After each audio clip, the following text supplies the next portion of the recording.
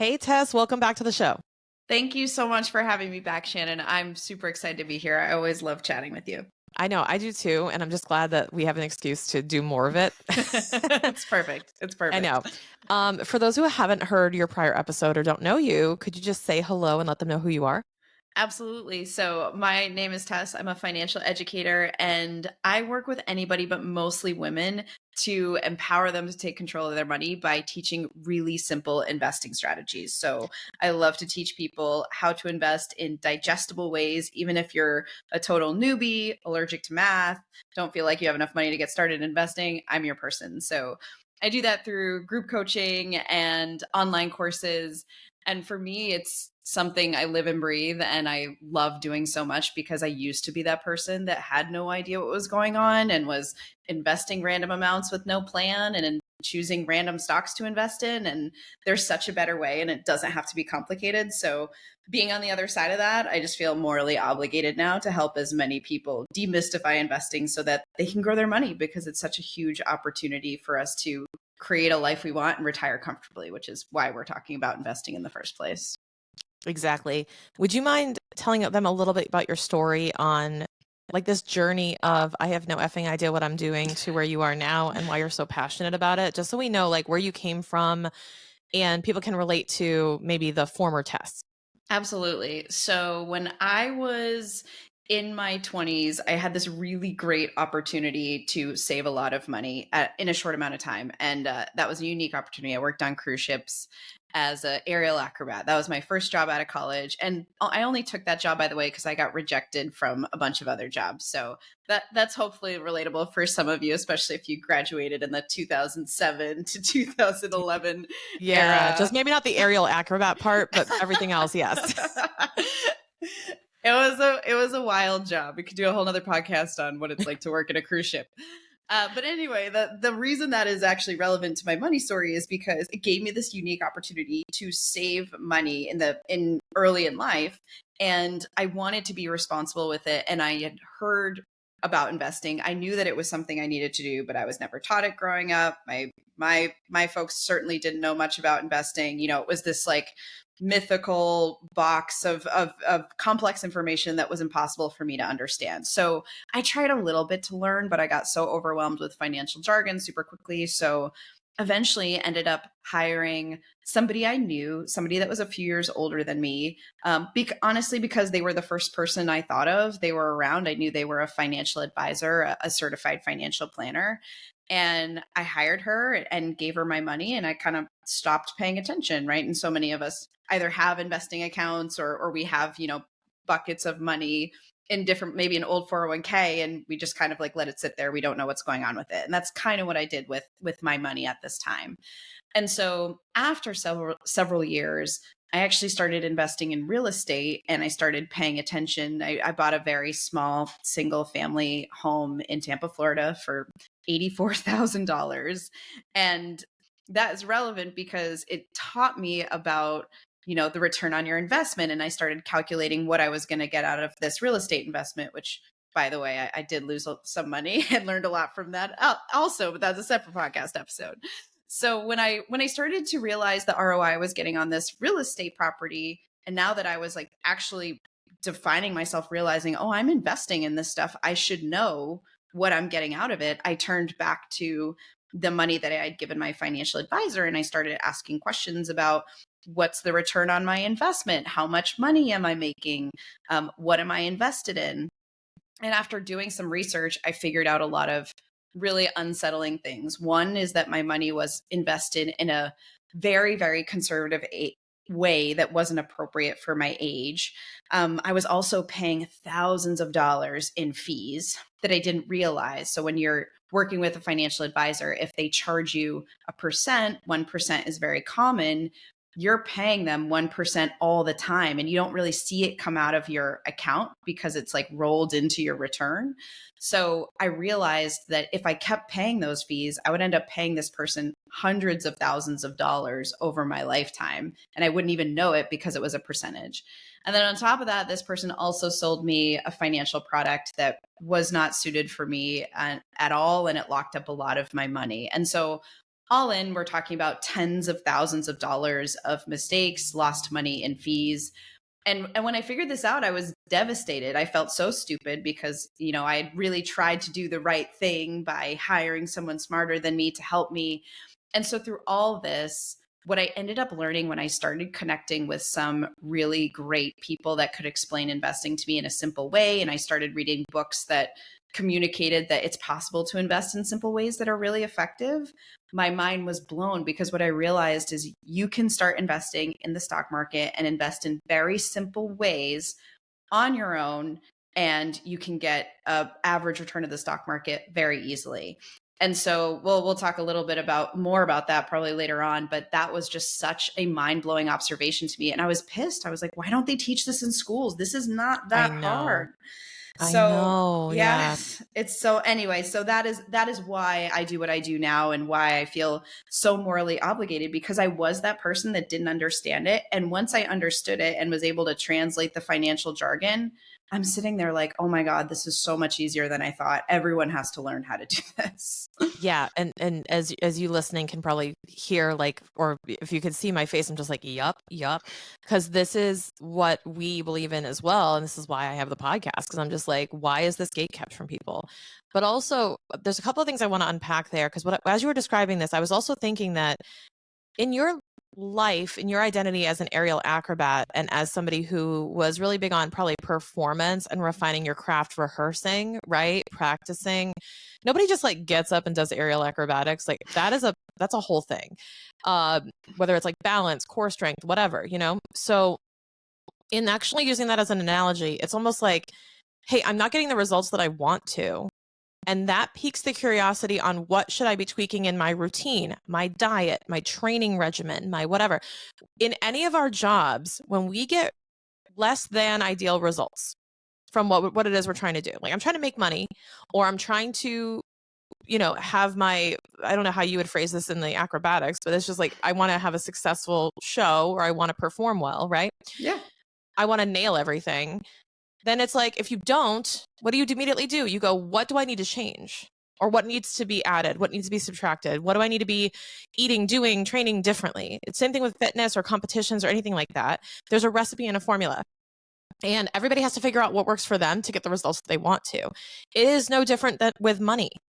And the problem is that people try to outsource and say, just tell me what to do, without paying attention to, when I do X, Y happens, and not realizing the patterns and not tracking what's happening. And then you go to someone who's going to say, well, you should try this. Like, you should try stretching this muscle. You should try doing that, because they don't have any other way of customizing that advice. And that's what's really hard, is it's not always the professional's fault. And we don't want to shit on professionals, but they can only give you as custom advice as what you're willing to share with them in terms of what you're doing and your awareness of it. Do you agree? Yes, I think this is a great example, and this is a great plug for the fact that even if you do want to outsource this eventually, you still need to learn the basics of investing for yourself, and at least have like a basic financial education. I'm talking about one book, one course. It doesn't have to be anything crazy, but here's a perfect example. What I see a lot is people hire financial advisors, and some of which are good, by the way. Not all financial advisors are bad. There's amazing ones that charge very transparently. So there's a lot of different options out there. So I want to be candid about that. I think there are a lot of people acting in your best interest, but you can't possibly know that unless you have a basic education yourself. And so one area of conflict, or potential lost opportunity for regular people, is that they go to a financial advisor, and the financial advisor will say, okay, do you want to invest aggressively or conservatively or moderately? And if you don't have any kind of basic education, you have no idea what that means. So most people are going to say, oh, well, I don't want to be too aggressive. And then the advisor is going to respond to that. Where if you have a basic understanding yourself of what that means, you can make sure that your money is invested in a way that is growing for you, that you feel comfortable with. And so I think if you're regardless of whether you are somebody that's listening to this, that's like, that's great that you learned how to invest on your own, but that's never going to be for me.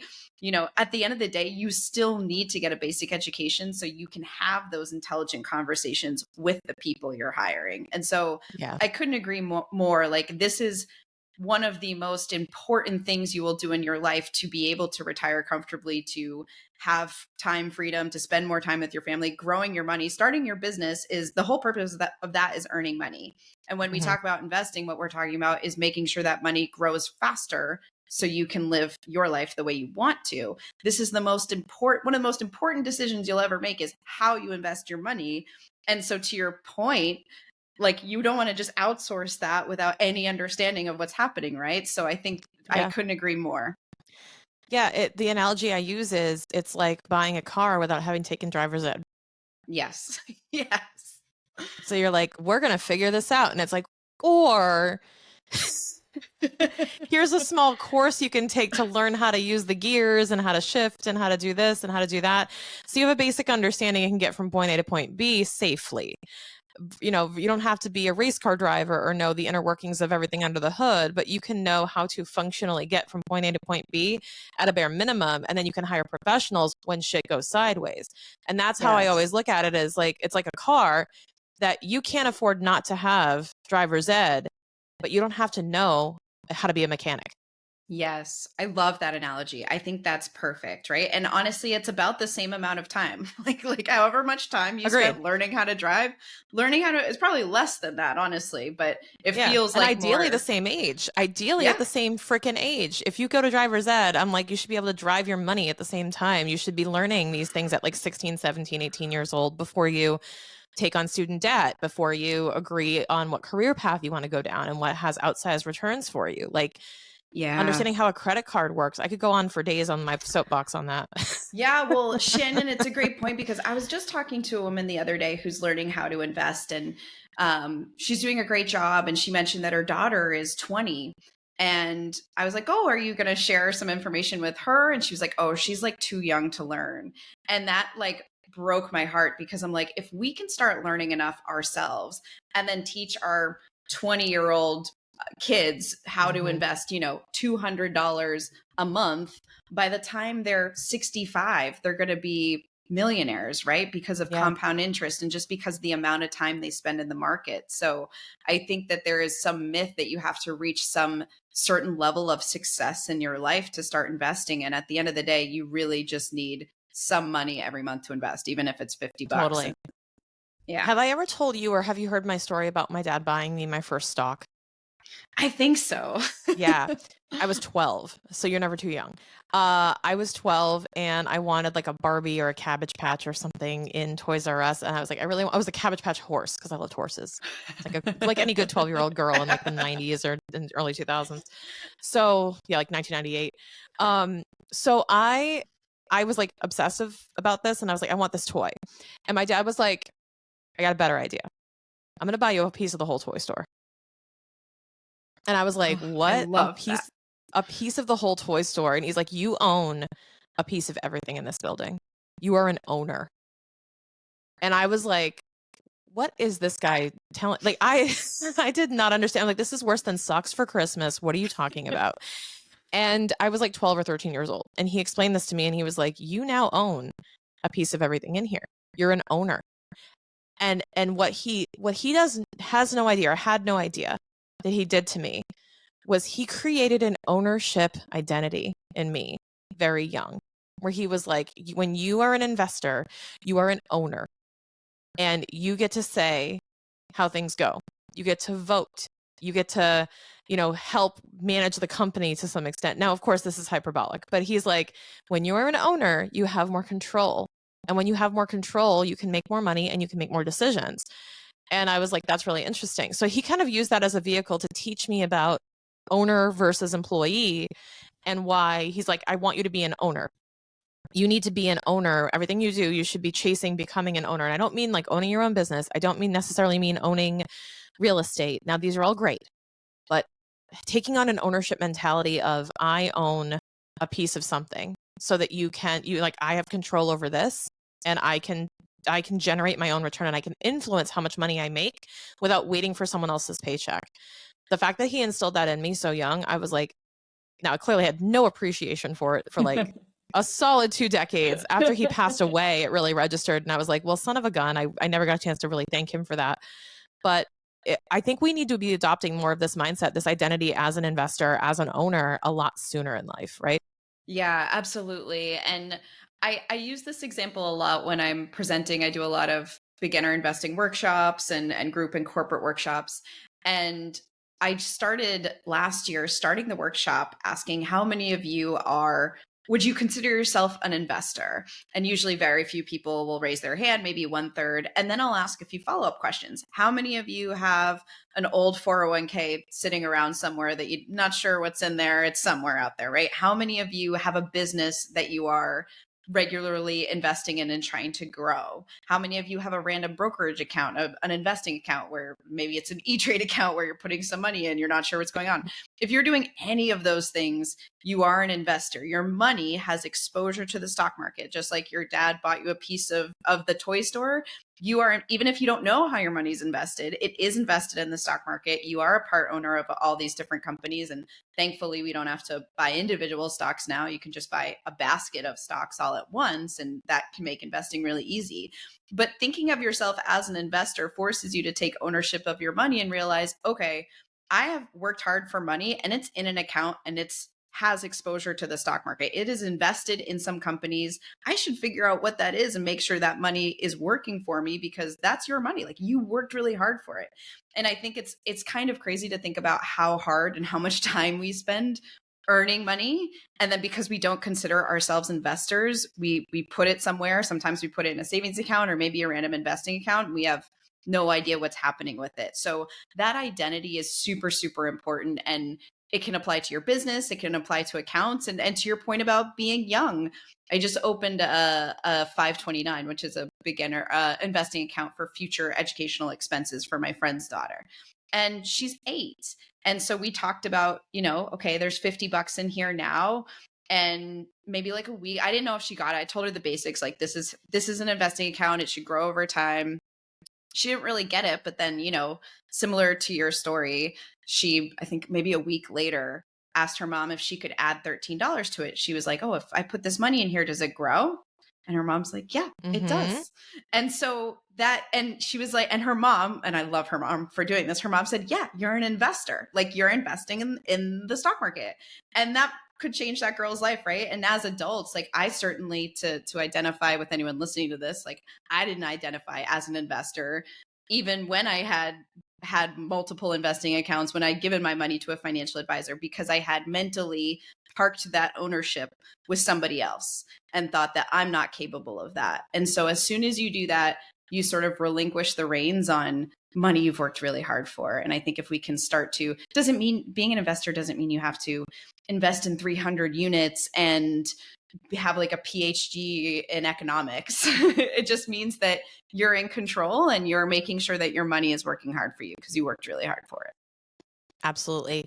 I couldn't agree more. And I think that more people need to adopt this investor mindset and need to embrace the idea that, this isn't something reserved for other people, that it's accessible to everyone and everyone can take advantage. Yeah, 100%. And I think the missing piece is, you might be listening to this and you think, okay, like, I'm ready to identify as an investor, but it feels way too complicated for me to get started. Just like your business, if you started a business and you're growing one and you have no idea how to write copy, you have no idea how to start a website, it's the same thing. It's a skill. It's like riding a bike, right? It's like if you never bought a bike or you never had a bike and you never tried to ride a bike and no one taught you, it would be really hard. But we have to put investing in the category of a skill, just like getting a website done for your business, just like writing copy, just like hosting a webinar, whatever it is that you have to do for your business. And if you're an entrepreneur, you've probably done a lot of things that you never expected to do. Investing is just another one of those things, and one that can make you money. So it's worth paying attention to. Yeah, that's key. And I think that, it's investing in the skill and also not identifying, as we were talking about identity before, it's not also adopting the identity that I am not one of these things or that I am not good at these things, that all of it is learned. Like, I wasn't born a good cook. I'm still not one, but I wasn't born one. I wasn't born and then like somebody who is wealthy or savvy or financially minded. It's funny how people will say, "Oh, well, you're," it's so funny too, because even clients with me will be like, "Well, you're really good at this because you're naturally much better." I go, no, I am not naturally good at this. I I happen to be influenced heavily by my father and by people who taught me these things. And I took to it well, and I was passionate about learning more of it. But you bet your butt, I took a 6-month exam, I took a 4-year degree, I worked in this industry for 15 years. So this has become easier for me because I put the freaking reps in. And the thing is that you don't have to put that many reps in. You don't have to become an expert. You don't have to be a CPA even to understand money, but you have to put some reps in. If you put no reps in, even at the gym, if you never lift a dumbbell and do a curl, why do you like, oh, I naturally don't have strong biceps? No, that ain't natural. It's because you haven't lifted anything. And that's actually that is the mentality, is like, you're not naturally bad at anything. You just haven't put reps in yet. Yeah. I hear I'm not good at money all the Right. time. I hear I'm bad at math or I'm allergic to math or whatever. And when you learn the basics of first of all, there's calculators for everything. So being bad or good at math means nothing in this day and age for Have you anything, by the ever way. made change? Have you ever made change in cash? Congratulations, you've met the qualifications. Like, that's Yeah. it. It's plus, minus, up, down. There's no algebraic equations over here. No, for sure. So I think that understanding that your bad at money story is BS. You're not bad at it. You might feel emotionally or psychologically nervous about approaching it, which is a totally understandable thing because we don't learn this information in high school or college. Most of our parents didn't teach us how to invest. And hopefully that's something that will change with our generation. But you're not bad at it. You just haven't done it yet and you're nervous about it. And that's okay. And that's Yeah. why there's people like me and that are financial educators that really can help you take those steps and can, once you decide that this is something that you want to learn and you commit to that journey, you're going to realize two things. One, you should have done it earlier and you wish you had. But two, you're glad that you did it now and it wasn't as hard as you think. So if any of Mhm. this is landing for you, I would encourage you to take some kind of next step here because you will Mhm. thank your future self will thank you for it. Yeah, and I'll, on behalf of Tess, I'm going to plug her freebie in the show notes and say there's one micro step you can take, and you can actually go learn more from her and people like her, because I find that especially in our generation, we're both kind of the like millennial crowd. A lot of us are taking what we've learned from the financial crises that we've experienced. Like, we've gone up, down, every left, right direction. We're probably like the us and Gen X probably trust the least people on the planet because of all the lies we've been told about how things Totally. work. And we still come out of it and we go, okay, here are all the lies they told us, but we're not perpetuating them, which is what I love. I'm seeing our generation going, hey, we learned better. And we want to share this with you too, because I find a lot of people like you, a lot of people that I know in the financial influencer space are saying, hey, I learned this myself. And ethically, I feel called to share it with other people because I don't want people to end up in the same place I did. It's no different than putting your lights on or something when you go through a massive pothole and being like, hey, don't do that. Like, Yeah. don't, you're like, I crashed my car. You save other people and go, hey, don't drive over that spot. Don't step on that icy patch. Don't do this. Like, you also have this nature to protect other people. And I think our generation is doing a good job of that and saying, hey, people behind me, slow down. Like, Yeah. it's a little risky over here. Yeah, I love that perspective actually. And one of the things that I've loved about doing this work, other than, having the opportunity to make a big impact and having the opportunity to help women actually grow their money through investing, like that's amazing. And I hear cool stories about that all the time. And I love that. The other thing that's given me a lot of hope is that I have met so many other financial educators, financial coaches that focus on debt payoff, other financial coaches that focus on stock market investing like me or real estate investing. And the vast majority of us our friends because we really want to educate and fix this issue so badly. And most of us have a story, like something happened to us that was financially painful that we learned from. And, you know, of course it's not everybody. There's bad actors in every type of work, field of work for sure. But I will say that so many of the people I've met that are financial educators like myself are really just so passionate about this because one, we realize how life-changing it is to learn this information, but two, we know that it's not as hard as you think. You just need a digestible and non-judgmental way to learn it. And so I do love that. There's a conference. Have you ever been to FinCon, Shannon? I haven't been. I saw the notification about it and I was like, "Oh, I'm thinking about it." But yeah, no, I haven't been there, but it looks like such a fun party with all my friends. Yeah, and so FinCon is a financial conference of like finance creators, financial advisors, CPAs, and I am just so encouraged when I go to that event because people really want to help you. And I will say, like, just a little plug, if you are right now working with an advisor or some kind of financial professional and you're like not getting what they're saying, go look around because there are so many good people that will explain it to you in a way that you can understand. And a lot of this stuff sounds complicated because of the jargon, but there really are good people that want to help you truly understand what you're doing, whether it's from a tax perspective or an investing perspective or whatever. So that's my plug Yeah. for FinCon. I think you would fit right in, Shannon. No, I know. And actually, I watch as all my friends are at FinCon and I feel the FOMO of like, wait, there's a party going on. The first year, it was like 2 years ago that I didn't even know about it. And then everyone was posting from like a dinner table together. And I was like, I know half this table. Where is this? And why was I not invited? And then I looked it up and I've been signing up for the newsletter. So I'm looking at when the next one is and considering going. So, but I would love to. But we talked about like, it's never too you're not too, what's the word? You're never not savvy enough. Like you can always get started. But I want to talk about the never too early thing again and really hone in on, I think a lot of people, and this is my experience working with clients in the CFO space, is we have entrepreneurs who go, I'm not even paying myself a salary.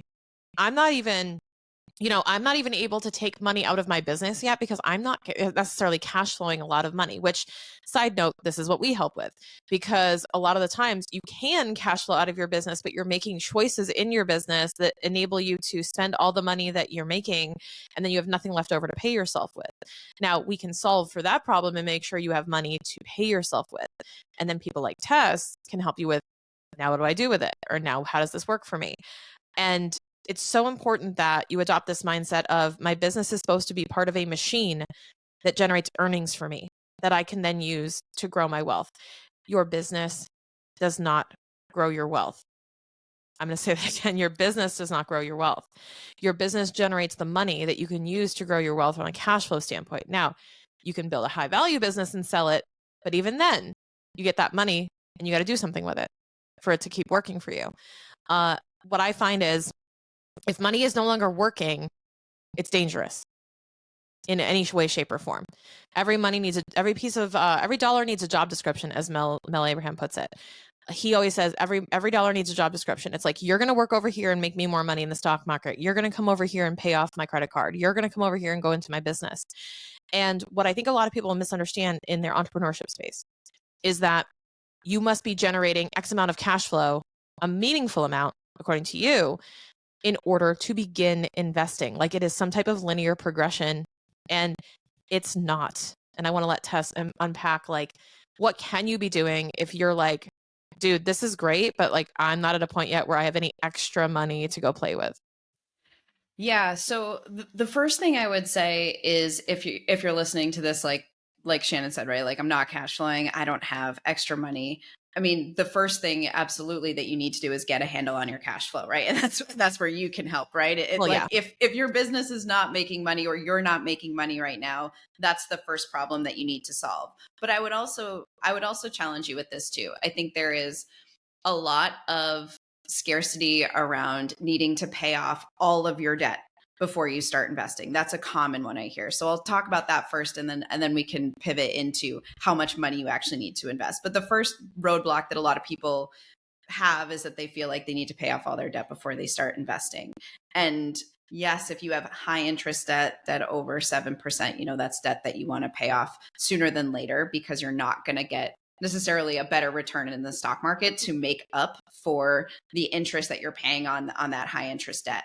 But Yeah. once you've paid off, your high interest debt, I would say that's roughly anything around over 7%. So let's say, for example, let's break this down. If you have like credit cards over 7% or student loans over 7%, that stuff you definitely want to pay off before you start investing too much. But I'll even caveat that with this. Once you learn the basics of compound interest and you understand how powerful that is, you're going to want to prioritize investing as soon as possible. And so even if you're not making a ton of money in your business, I would challenge you to see, can you invest $50 a month in the market? Is that going to be enough to retire? No, it's not. But it can make a huge difference in your mentality around investing, and one, create the accessibility that you need to understand that investing is opening an account, choosing simple investments, and investing consistently. Mhm. So even if it's just $50 a month to get started, that's going to start to change your mindset around how feasible investing is as a strategy to build wealth. So, I used to feel like, from a mathematical perspective, Shannon, that you have to pay off all your high interest debt, that you have to be, cash flowing enough to pay for all the things. And I really think that, given the power of compound interest, even if you feel like you're not in a place to invest right now, learning now and investing a small amount is going to be life changing, because once you hit that point when you do start making money in your business, you want to make sure, like you said, Shannon, that that dollar has a job.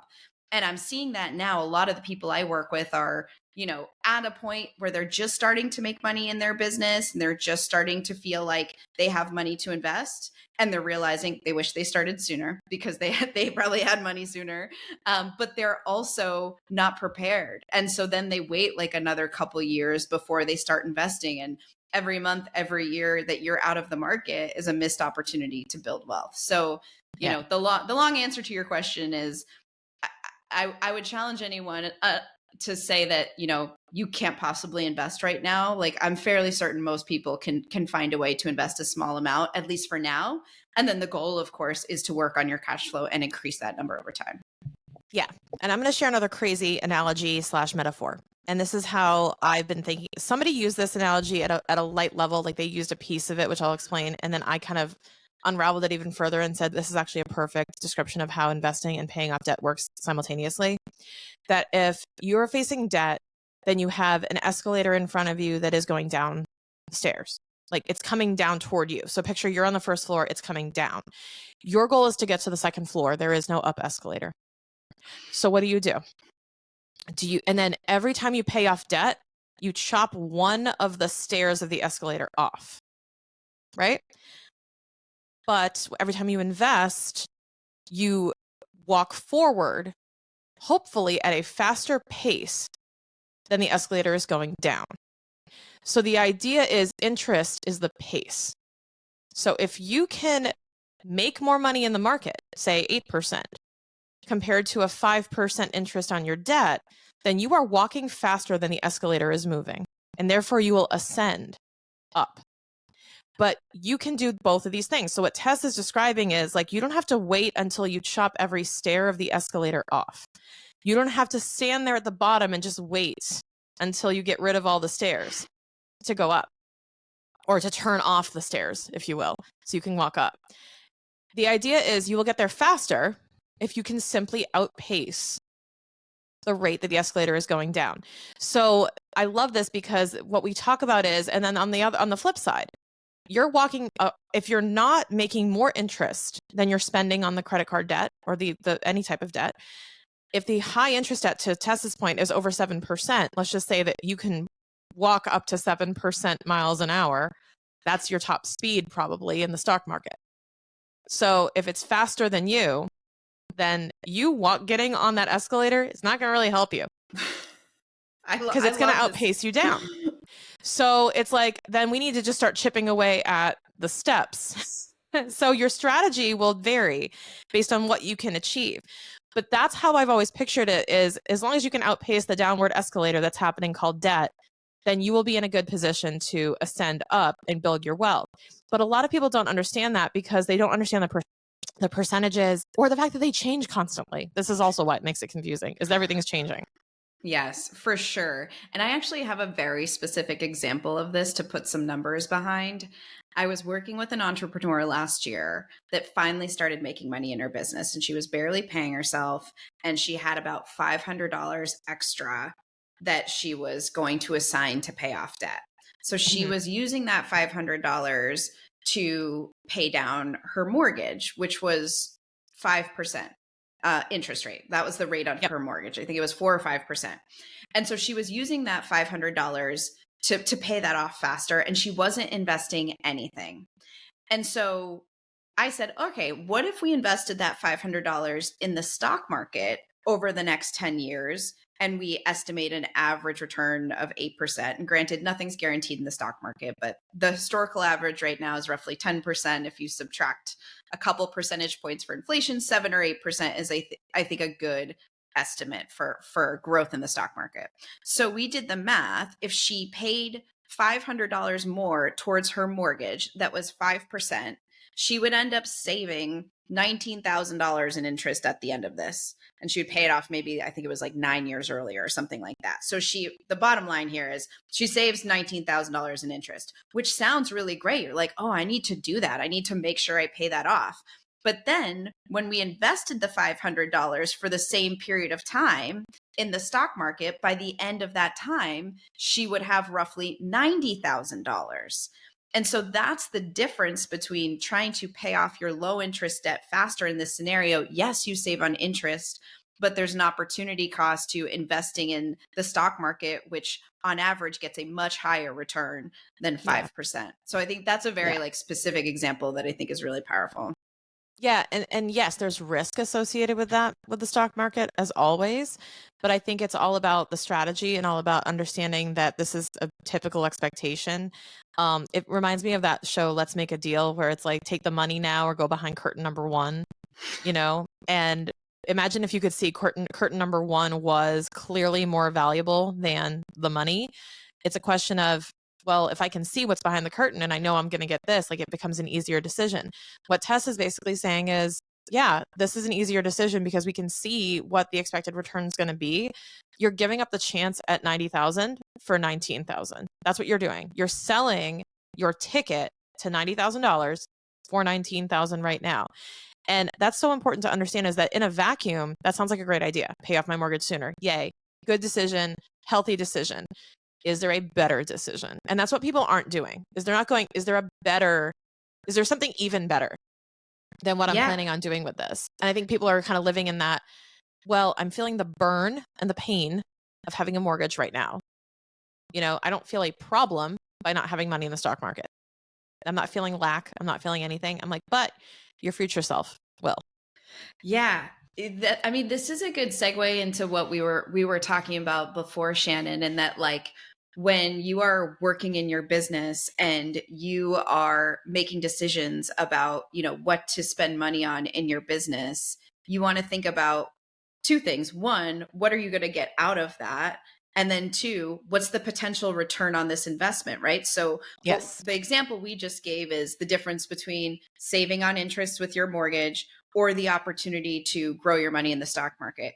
It's the same with your business in a lot of ways, right? So when your business, you have to decide, am I going to invest this money in something for my business, and what's the return of that? And if the return isn't great, then you should either find something else that's going to have a better return, or invest that money in the stock market and start paying yourself, right? So I think, it depends on your situation, of course, and where you're at in business, but really making sure that you're looking at the opportunity cost of doing one thing versus the other from a return on investment perspective. And that's why I love that investor mindset concept, because I think it forces us to make more thoughtful decisions. Yeah. And, business owners, we never run out of excuses to spend money. We will never run out of reasons to spend money. We will never run out of opportunities to buy something, invest in something. And this terminology too, that I'm seeing pop up, especially on social media, on like investing in yourself, investing in a coach, investing in a program. Yes, you are in, they use that language, number one, to communicate that you are not just spending money and flushing it down the toilet, that you are investing and you're going to get a return on it. So you have to be really careful with understanding what is the expected rate of return on this investment. And you may not be able to calculate that mathematically, but you should be able to define a why behind you're putting your money to work in that area, why you're giving it that job description, why it's going to be able to generate more money back to you and help you accomplish your goals. And it doesn't always have to be, and this is another thing I want to highlight, it doesn't always have to be the top rate of return financially. Sometimes there's a rate of return personally. Sometimes, for example, I'll give you my example of, we pulled money out of the stock market in 2020 to buy this house in Costa Rica. That was the return I wanted. Personal rate of return of joy.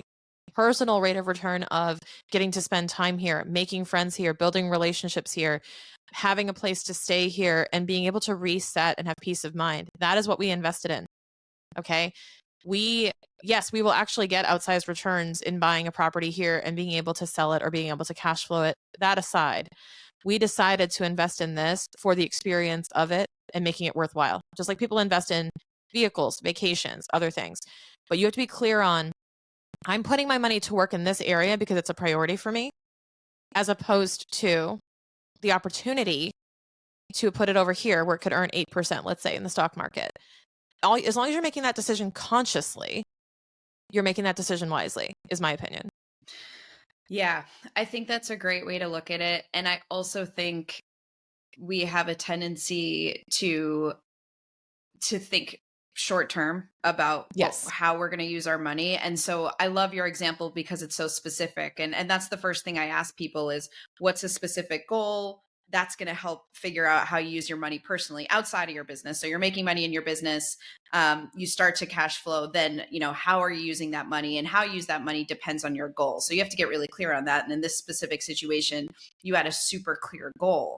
I would say for so many people that don't have a clear goal and they're not sure what they want to do with their money, it's even more important that you are putting money aside for something in the future to give yourself flexibility to pivot, whether that's to spend more time with your family or, a loved one gets sick, whatever it is. That the flexibility of investing your money now and paying yourself first for some future, God knows what situation, is so powerful from a anxiety reduction perspective. So I think there's two pieces of it, right? It's one, figuring out for your business, but also for you personally, what are your goals and where do you want your money to be spent? And then also making sure that you have enough just to make sure that you have flexibility to do what you want and eventually run your business the way you want, because that's why we're here, right? We're building a business. Yes, of course, so many people are heart-centered and mission-driven. And I love that. But at the end of the day, you need to make sure you make enough money to have security and flexibility. And then also ideally, so you can buy a house in Costa Rica when you want, right? That's the end goal. So Yeah. I think the key is when you want. Yeah, having the Yeah. choices, having the ability to do that. And speaking of that and getting clear on goals and personal goals, I want to circle back to what you're talking about with professionals and getting advice and getting education, which I believe everyone should from you, because of how you tailor the items to people's goals. You're not shelling out cookie cutter advice or some type of sharing the Nancy Pelosi stock trades or something like that, right? Like everyone's looking at this going like, what is she buying? We always joke about that. We go like, well, did Pelosi buy it? Right. So, it's not all about trying to win the game all the time. I always feel like winning the game is about, are you happy? Are you accomplishing your goals? And I feel like Tess shares that sentiment. So if you want to a no bullshit, real talk approach to it, people like Tess are always here to help you. And, like she said, learn a thing or two, take her driver's ed course, as we put it, and figure out. I'm going to rename it that. Driver's ed. Yeah, it's really, it's such a great preparatory tool. So if this is overwhelming and she's helped you demystify it, so encourage my you. favorite free Tess, resource, what is the name of the Savvy free resource Investor that you're Starter sharing with our Pack. audience So if you're today? brand new and you don't know where to start, this is what I would download first. It's at moneyconfidentcoach.com. enlightening.com/savvy.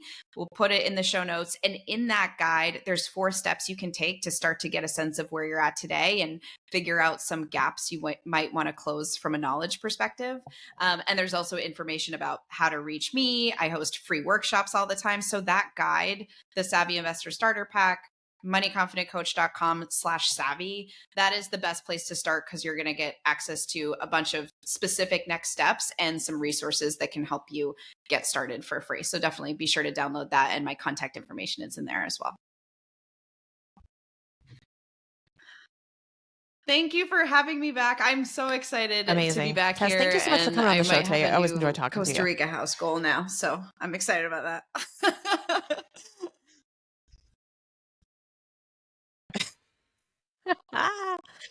All right, guys, we'll see you next time.